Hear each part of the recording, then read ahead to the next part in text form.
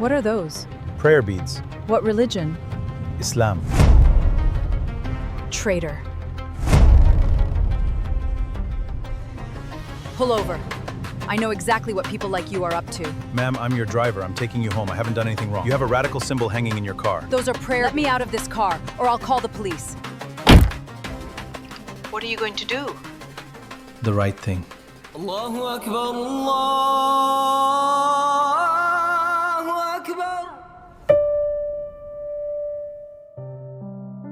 There are moments that define a person, not the moments they choose, the ones that choose them. On a Friday night in Minneapolis, a man drove his car through the rain the way he had done 1,000 times before. He was quiet, he was careful, he was doing his job, and then a single word screamed across the back seat of that car, tried to erase everything he was. She had no idea he was recording. I want you to understand something about Malik Youssef before I tell you what happened on that Friday night on the corner of Hennepin Avenue and Lake Street in Minneapolis, Minnesota. Malik was 38 years old. He had come to the United States from Casablanca, Morocco, 14 years ago, not fleeing anything, not running from anything, but moving toward something, toward the version of himself that his mother, a retired school teacher who had spent 30 years teaching French literature to teenagers who didn't always want to learn it, had told him was possible.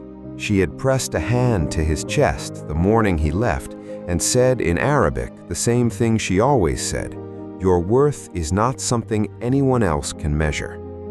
He had carried that with him across the Atlantic. He carried it still. Malik was not a tall man, medium height, stocky and broad through the shoulders, with a full, dark beard going gray at the chin, warm brown eyes behind simple wire-framed glasses, and the particular unhurried calm of someone who has learned that most things, given enough time, resolve themselves. He wore a small, dark kufi on his head, which he had worn every day since he was 19 years old, and which he had never once removed in public because someone made him uncomfortable. He had a degree in civil engineering from the University of Hassan II in Casablanca.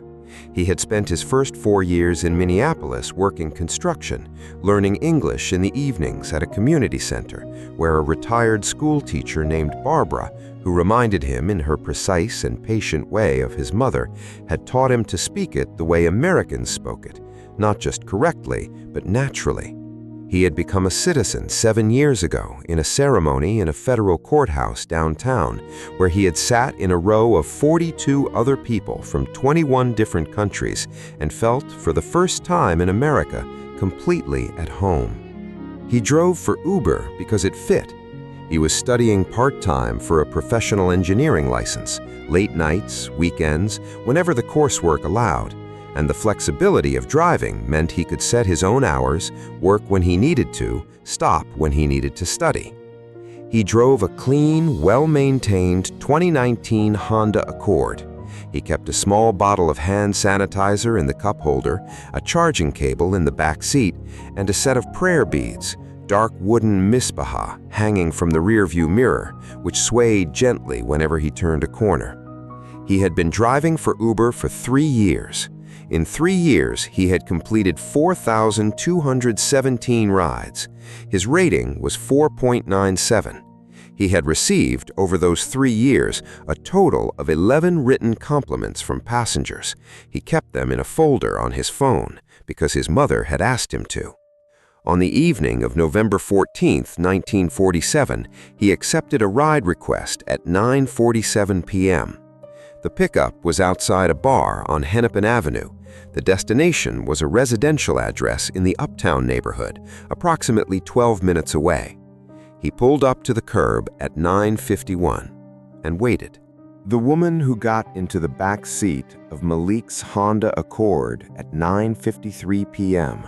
was in her mid-40s, wearing a long dark coat and carrying the particular energy of someone who had been drinking for several hours and had arrived at the stage where the world had become both very simple and very loud.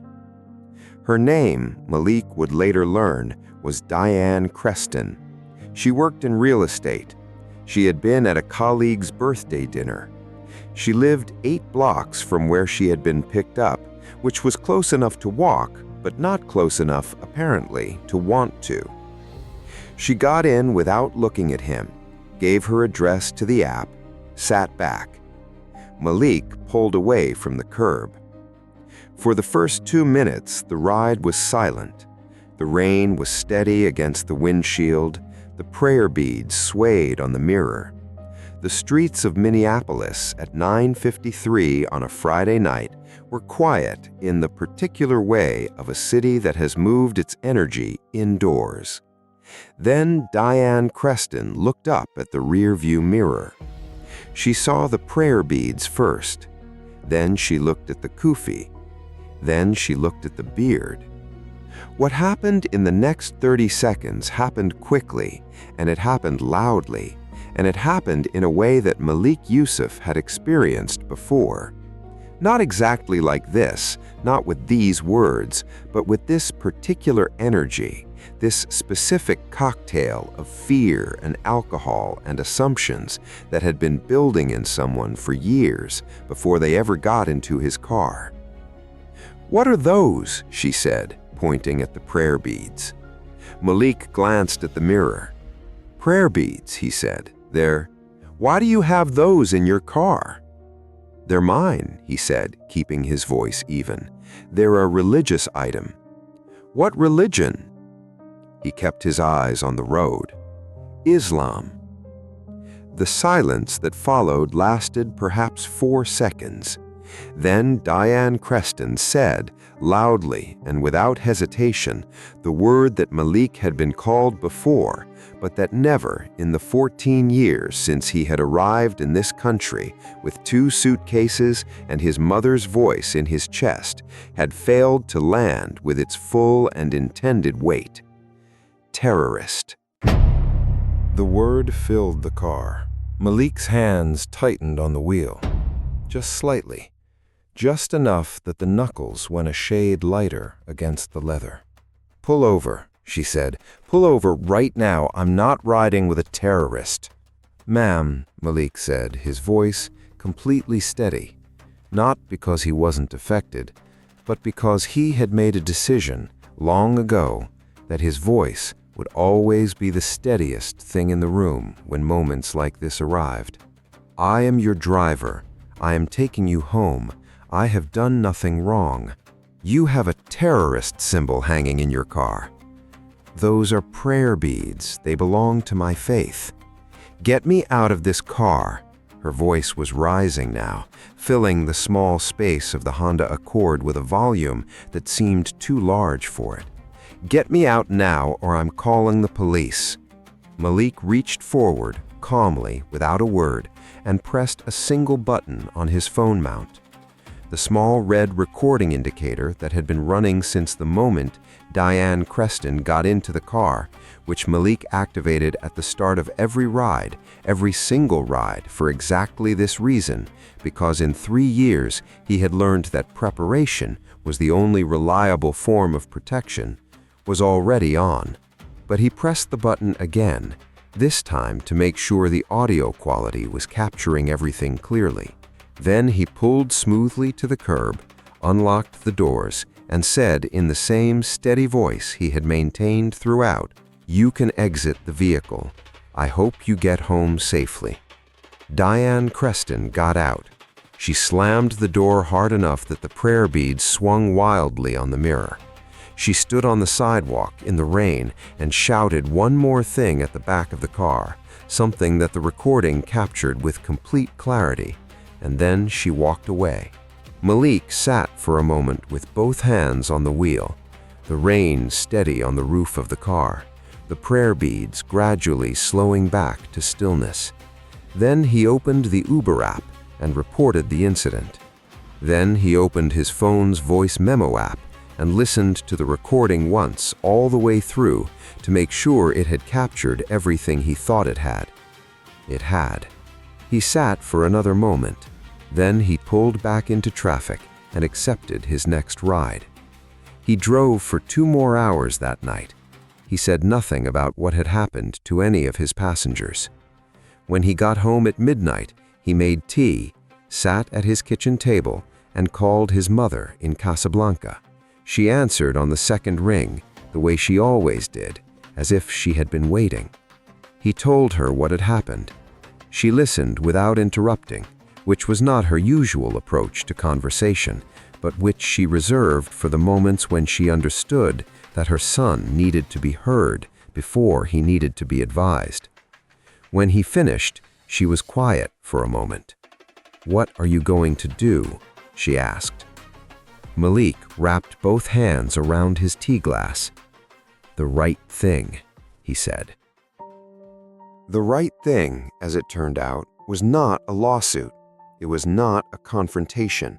It was not a social media post designed to go viral, though what happened next would do exactly that, entirely without his intention. The right thing was a report, thorough, factual, documented, filed with Uber's safety team, with a full transcript of the audio recording attached, and with a written account of the incident that Malik composed that same night at his kitchen table, in the same precise and careful English that Barbara, the retired school teacher, had spent 2 years helping him develop, and that read less like a complaint and more like a legal brief. Uber's safety team responded within 48 hours. They reviewed Malik's recording. They reviewed Malik's account. They reviewed Diane Creston's account, which differed from the recording in several significant ways. Diane Creston's account did not survive contact with the audio file. She was permanently banned from the Uber platform within 72 hours of the incident. That might have been the end of it. Malik had not planned for anything beyond that. But 3 days after the incident, a journalist named Aisha Thompson at the Minneapolis Star-Tribune, who covered civil rights and had a source inside the local Muslim community who had heard about the recording, reached out to Malik and asked if he would be willing to speak. He thought about it for a day, called his mother, called his imam at the mosque on Cedar Avenue, a quiet and precise man named Ustaz Farid, who had the particular gift of giving advice that sounded like it had always been obvious. "The truth," Ustaz Farid said, "does not need your help, but sometimes it needs your permission." Malik gave his permission. The story ran on a Tuesday morning. It included a transcript of the key portion of the recording, a photograph of Malik standing beside his Honda Accord in front of the mosque on Cedar Avenue, and a short quote from Malik that the journalist had asked him to give, something that captured, in his own words, what he wanted people to understand about what had happened. He had thought about it for a long time. He had written several versions. He had crossed most of them out. The final version was 2 sentences. "I drive because I am building something. I record because I have learned that my word alone is sometimes not considered enough." The story was shared 47,000 times in the first 24 hours. The recording was posted with Malik's permission the following day. It was listened to 600,000 times in 72 hours. The responses were not all kind. Some were. Many were. A significant number were not.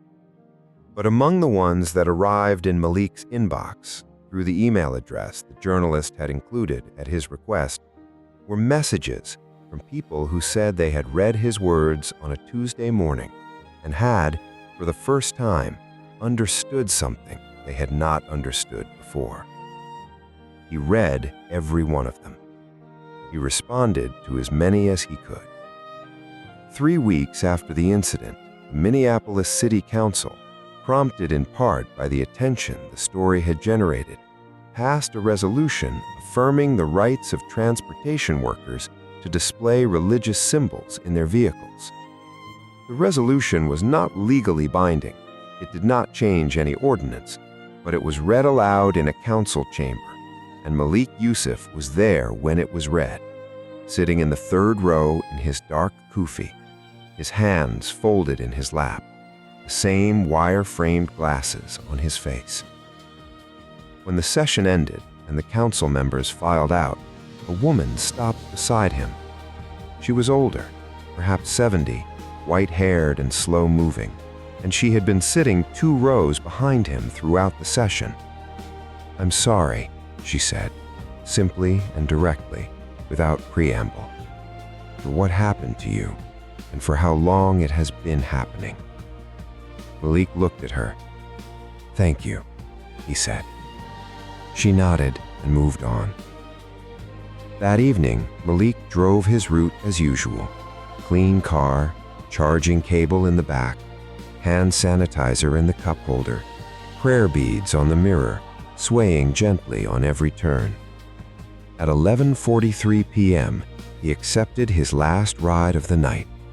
A young man, 20 or so, who got in, looked at the prayer beads and said, not with hostility, but with genuine curiosity, "Are those prayer beads?" "Yes," Malik said. "What religion?" "Islam." The young man nodded slowly. "My roommate is Muslim," he said. "He's always trying to explain it to me." "What do you want to know?" They talked for the entire 12-minute ride. When they pulled up to the destination, the young man sat for a moment before getting out. "Thanks," he said, "for the ride, and for, yeah, thanks." Malik watched him go. Then he looked at the prayer beads, still, quiet, exactly where they had always been. He pulled back into traffic. He had 4,218 rides now. His rating was still 4.97, and his mother's voice, pressed into his chest 14 years ago at a departure gate in Casablanca, was still the steadiest thing he carried.